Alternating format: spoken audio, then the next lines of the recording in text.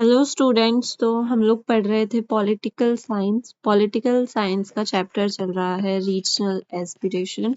इसकी already 2 videos हो चुकी हैं, 2 पार्ट्स हो चुके हैं। जिन्होंने वो नहीं देखी है वो पहले उनको देख लें। तो आज हम लोग उसी को आगे कंटिन्यू करने वाले हैं। इस चैप्टर में हम लोग समझ रहे हैं कि इंडिया में डेमोक्रेसी या डाइवर्सिटी क्यों इम्पोर्टेंट है और किस स्टेट का क्या क्या रोल रहा है, कैसे कैसे उन्होंने अपने लिए किन किन चीजों की मांग करी है। तो जम्मू एंड कश्मीर के बारे में हम लोग पढ़ चुके हैं। आज हम लोग पढ़ने वाले हैं नॉर्थ ईस्ट इंडिया के बारे में। जब भी हम लोग नॉर्थ ईस्ट इंडिया की बात करते हैं तो उस टाइम पे हमारे दिमाग में आता है पहली चीज सेवन सिस्टर्स। सेवन सिस्टर्स आपको बताइए कितने मेंबर्स हैं या कितने स्टेट्स हैं इसमें। तो 7 स्टेट्स हैं। First Arunachal Pradesh, second Assam, Manipur, Meghalaya, Mizoram, Nagaland and Tripura. ये हमारी 7 सिस्टर्स हैं। बट अभी हम लोग पढ़ने वाले हैं नॉर्थ ईस्ट के बारे में। तो इसमें अगर हम लोग एक सिक्किम और ऐड कर दें तो ये हमारी बन जाएंगे north east states.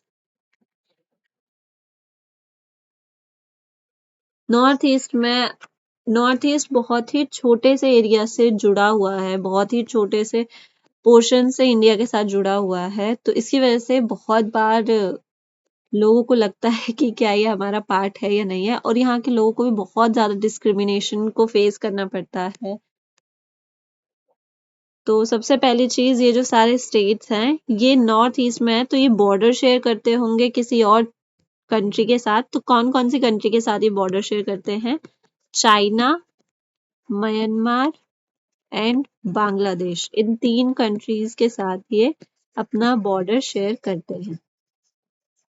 North east के कुछ स्टेट्स में ये चल रहा था कि वो हमसे अलग होना चाहते थे, वो इंडिया का पार्ट नहीं रहना चाहते थे। जब इंडिया आजाद हुआ था तो उस टाइम पे धीरे धीरे सभी उसके एरिया मतलब सभी उसके अंडर आ गए थे। बट कुछ स्टेट्स फिर भी ऐसे थे जो इंडिया का पार्ट नहीं रहना चाहते थे। तो ऐसा क्यों होता था, ऐसा क्यों था कि वो इंडिया का पार्ट नहीं रहना चाहते थे, ये सारी की सारी चीजें आज हम लोग देखेंगे। स्टार्ट करेंगे मिजोरम से। सबसे पहली चीज मैं आपको एक चीज बता दूं कि स्टार्टिंग में सिर्फ आसाम ही था, उसके अलावा और कोई स्टेट नहीं था। धीरे धीरे आसाम से निकल के और स्टेट्स बने हैं। ठीक है, धीरे धीरे सब स्टेट्स अलग हुए हैं बाद में। सो स्टार्ट करते हैं फर्स्ट हमारे स्टेट से, वो है मिजोरम।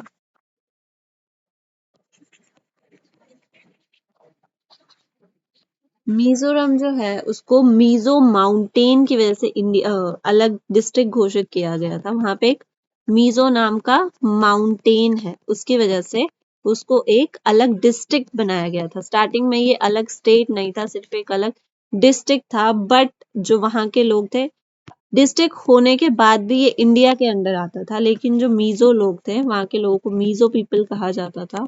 जो मिजो लोग थे वो इस चीज को एक्सेप्ट नहीं करते थे कि वो इंडिया का पार्ट है, क्योंकि जब ब्रिटिश इंडिया था तो उस टाइम पे मिजोरम इंडिया का पार्ट नहीं था, मिजो लोग इंडिया का पार्ट नहीं थे।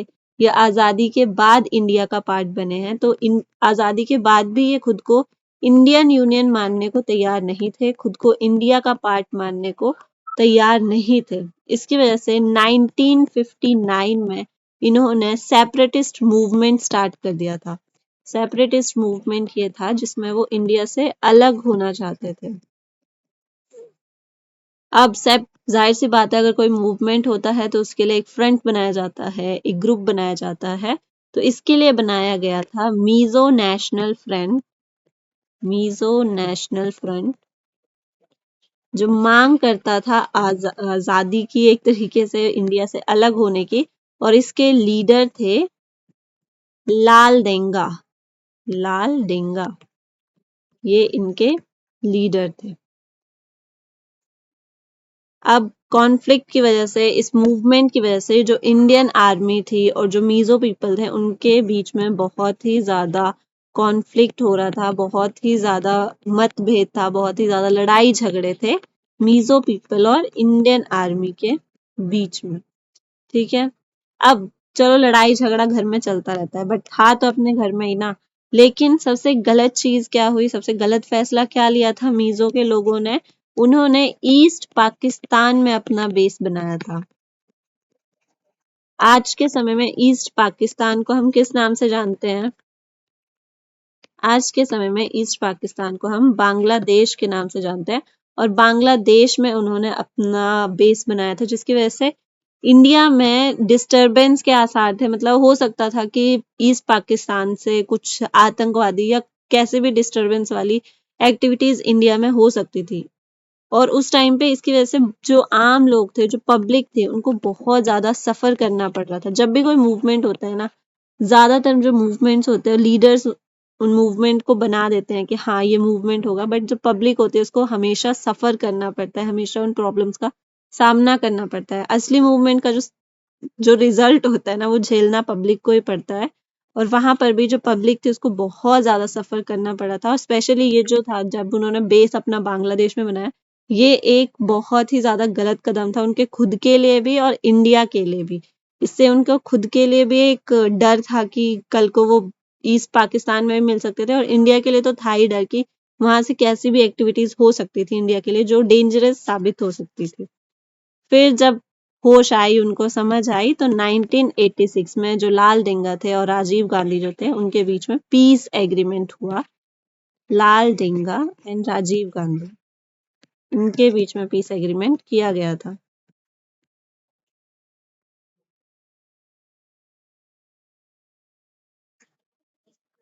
और इसके बाद इस पीस एग्रीमेंट के अकॉर्डिंग जो मिजोरम था उसको फुल स्टेटहुड दे दिया गया। मतलब उसको एक फुल स्टेट कंसीडर किया गया। पहले उसको सिर्फ डिस्ट्रिक्ट माना गया था, सिर्फ मिजो माउंटेन की वजह से उसको एक अलग डिस्ट्रिक्ट घोषित किया गया था। बट पीस एग्रीमेंट के बाद मिजोरम को एक फुल स्टेटहुड दे दिया गया। मतलब उसके पास अपना, मतलब वो खुद एक स्टेट बन गया। अब आ जाते हैं सेकंड स्टेट पे, जिसने थोड़ा सा हल्ला मचाया था अपनी आजादी के लिए, वो है नागालैंड। तो नागालैंड जो है 1951 में वहां का जो लीडर थे अंगामी जापू फिजो, उन्होंने खुद को इंडिया से इंडिपेंडेंट घोषित कर दिया था। नागा लोग रहते थे वहां पे, ठीक है। मिजोरम के लोगों को मिजो पीपल कहा जाता था, नागालैंड के लोगों को नागा पीपल कहा जाता था।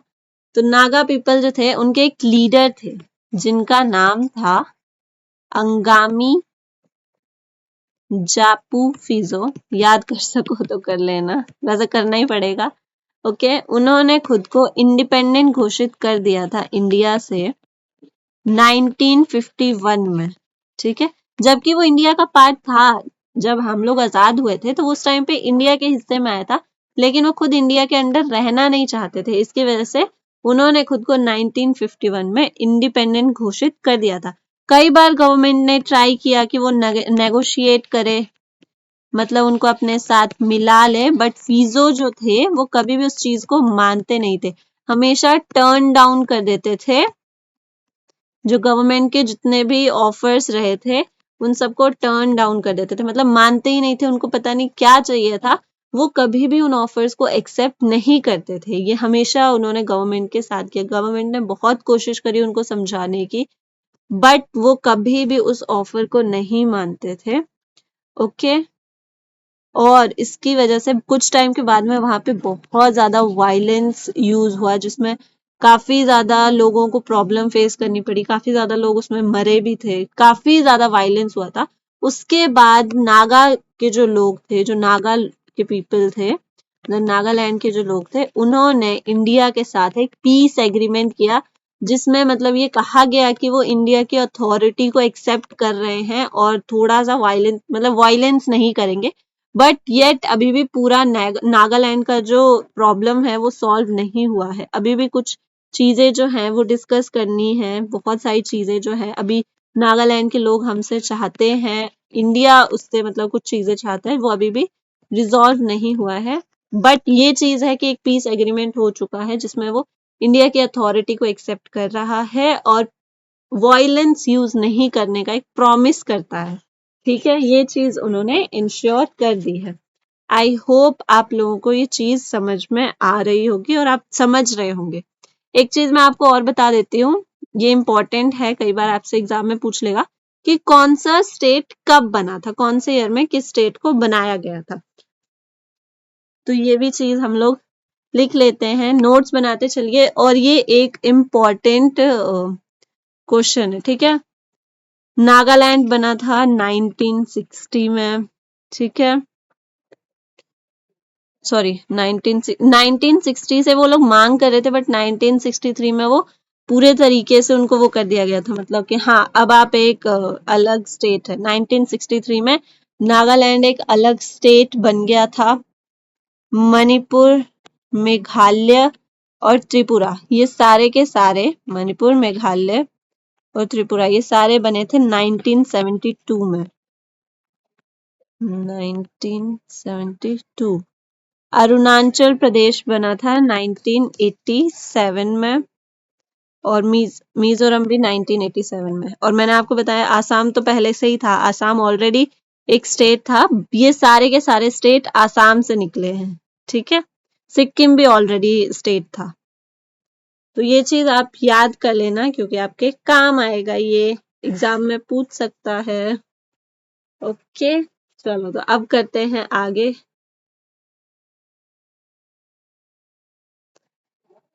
नेक्स्ट स्टेट है सिक्किम। सिक्किम ऑलरेडी था, बट सिक्किम की एक अलग प्रॉब्लम थी, वहां के लोगों को ही प्रॉब्लम थी कुछ अलग। इंडिया से प्रॉब्लम नहीं थी, बट थोड़ी सी अलग प्रॉब्लम थी, उनको अलग डर था। तो सिक्किम जो था वो ऑलरेडी इंडिया का पार्ट था। मतलब इंडिया का पार्ट वो ऐसे था जब हम लोग आजाद नहीं थे, मतलब जब इंडिया एक यूनियन नहीं था उस टाइम वो इंडिया के अंडर नहीं आता था। बट जब इंडिया एक यूनियन बना तो सिक्किम के जो फॉरेन मतलब जो अब्रॉड के और जो फॉरेन एंड डिफेंस के जो मैटर थे, ये सारे के सारे इंडिया देखने लगा। ओके, और जो उनका पर्सनल चीजें थी, जो भी मतलब उनके इंटरनल सिस्टम्स थे, जो भी इलेक्शंस वगैरह, सीएम की पोस्ट वगैरह, इंटरनल सिस्टम जो थे वो सारा सिक्किम खुद देखता था। ये हमारा एक सिचुएशन था इनके साथ। और इंटरनल सिस्टम वहां पे कौन देखता था, तो वहां पे एक राजा थे जिनका नाम था राजा चोग्याल। राजा चोग्याल, नाम याद करना, ये इंपॉर्टेंट नाम है, ठीक है। तो ये वहां का मैटर था, ऐसी सिचुएशन थी कि उनका foreign and defence matter India देख रहा था, इंटरनल सिस्टम वहां का सिक्किम देख रहा था, खुद जो की थे राजा चोग्याल। ओके, अब जो सिक्किम के लोग थे ना वो बिलोंग करते हैं नेपालीज ओरिजिन से, ठीक है, थोड़े थोड़े से नेपाली होते हैं वो, तो थोड़े से नेपालीज ओरिजिन से बिलोंग करते हैं वो। तो एक टाइम पे क्या हुआ था कि जो नेपाली लोग थे ना वो खुद डरने लग गए थे, कि उनको ऐसा लगता था कि जो राजा चोग्याल है वो अपना कल्चर, अपना ट्रेडिशन उन लोगों पे थोप देंगे, ठीक है, उनको ये डर था। तो एक टाइम पे स्टार्टिंग में जो लोग थे उन्होंने ये मांग करी कि क्या सिक्किम को एक प्रोविंस ऑफ इंडिया बना दिया जाए। प्रोविंस तो होता है कि हाँ पूरा का पूरा रजवाड़ा जहाँ पे राजा का राज होगा। को प्रोविंस यही सिस्टम की इंटरनल सिस्टम वो खुद राजा देख लेगा और जो बाहर का सिस्टम है वो आप देख लेना। तो ये चीज की मांग करी, बट इसको एक्सेप्ट नहीं किया गया। ऐसा थोड़ी ना होता है ना, ऐसा नहीं हो सकता। तो इस चीज को एक्सेप्ट नहीं किया गया और 1975 में जो सिक्किम की लेजिस्लेटिव असेंबली है वहां पे एक बिल पास किया गया और उसको कंप्लीटली इंडिया का पार्ट बनाया गया। सिक्किम की लेजिस्लेटिव असेंबली में एक बिल पास हुआ जिसके अंडर इंडिया जो था, सॉरी इंडिया नहीं, सिक्किम जो था वो फुल्ली मर्ज हो गया इंडिया में, फुल्ली मर्ज इन इंडिया, पूरा का पूरा वो इंडिया में मिल गया। अब वो इंडिया का पार्ट ऑलरेडी था ही, क्योंकि इसको पता है हम लोग कैसे कह सकते हैं, क्योंकि 1974 जो है उसमें पहली बार कांग्रेस जो था उसको मेजॉरिटी मिला था सिक्किम में। क्योंकि जो लोग थे वो खुद राजा चौग्याल से इतना ज्यादा डर रहे थे कि उनको किसी और का जरूरत था, उनको मतलब ऐसा चाहिए था कि यहाँ पे कोई और गवर्नमेंट आए। ठीक है, तो इसलिए बाद में एक्सेप्ट कर लिया गया कि सिक्किम जो है वो इंडिया का ही पार्ट है, और सिक्किम जो है वो 22nd स्टेट ऑफ इंडिया है, मतलब 22वां राज्य बना था इंडिया का। तो आई होप आप लोग समझ रहे होंगे कि क्या क्या चीजें चल रही हैं। अब आ जाते हैं आसाम पे। आसाम इंडिया से नहीं निकला है, बट आसाम को खुद कुछ चीजें जो है वो फेस करनी पड़ी है, कुछ चीजों को झेलना पड़ा है। ठीक है, तो आसाम का एक अलग अलग मूवमेंट है। ठीक है, आसाम मूवमेंट, आसाम का एक अलग मुद्दा है। ठीक है, तो आसाम का पता है मेन प्रॉब्लम क्या था कि यहाँ पे ना आउटसाइडर्स आने लगे थे। आउटसाइडर्स मतलब जो बांग्लादेशी थे ना वो आने लगे थे सिंस 1979। इसकी वजह से वहां के जो लोग थे उनके अंदर एक डर हो गया था, क्योंकि बांग्लादेश से बहुत सारे मुस्लिम्स आ रहे थे, तो उनको माइनॉरिटी बनने का डर हो गया था। ठीक है, बांग्लादेश से काफी सारे मुस्लिम्स जो थे, मुस्लिम्स आसाम आ रहे थे, आसाम आ रहे थे, जिसकी वजह से जो वहां के लोग थे, जो आसाम के लोग थे, उनको ये डर हो गया था कि वो कहीं माइनॉरिटी ना बन जाए, क्योंकि इतने ज्यादा लोग आ रहे थे। तो हो सकता है ना कि कल को ऐसा टाइम आ जाए कि खुद ही वो उनका घर ना रहे, खुद ही वो वहां के ना रहे। तो ये चीज वहां के लोगों को डर हो गया था। और क्या सोचने लगे थे, वो सोचने लगे थे कि ये जो मुस्लिम्स हैं, जो ये आउटसाइडर्स हैं, वो उन्हीं की रिसोर्सेज को उनके खिलाफ यूज करेंगे। ठीक है, जो उनका जॉब है, जो उनकी स्टडीज है, जो उनके नेचुरल रिसोर्सेज है, ऑयल वगैरह, उन सबको उनके खिलाफ ही यूज करेंगे।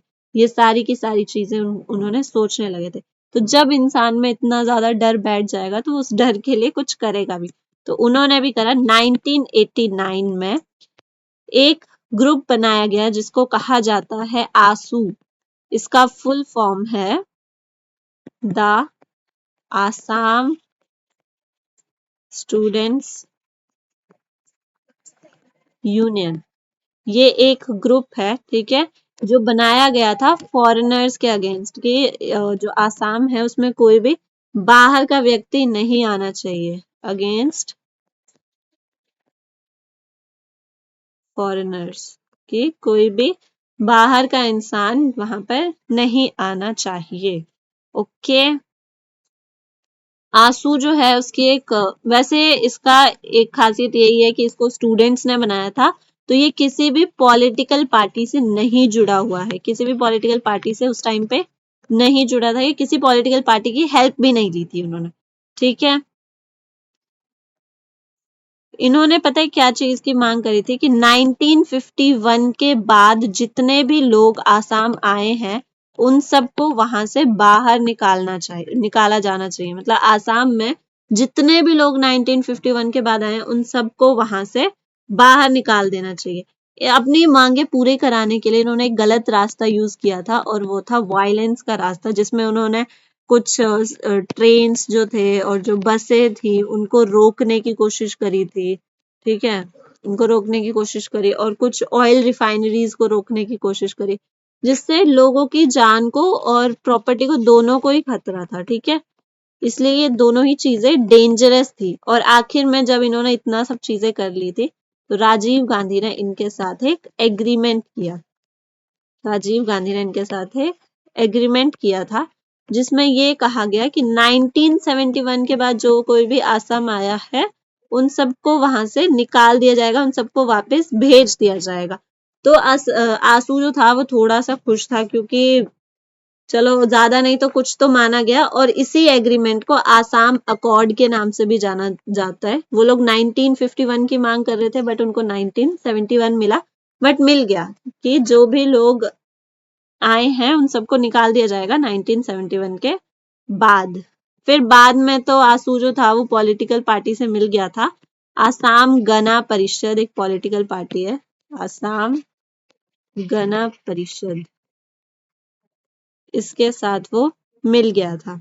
और 1985 में ये इलेक्शन भी लड़े थे और इलेक्शन में जीत के पावर में भी आ गए थे, मतलब सत्ता में भी आ गए थे। तो यही था आपका चैप्टर। आई होप आप लोगों को समझ में आ गया होगा।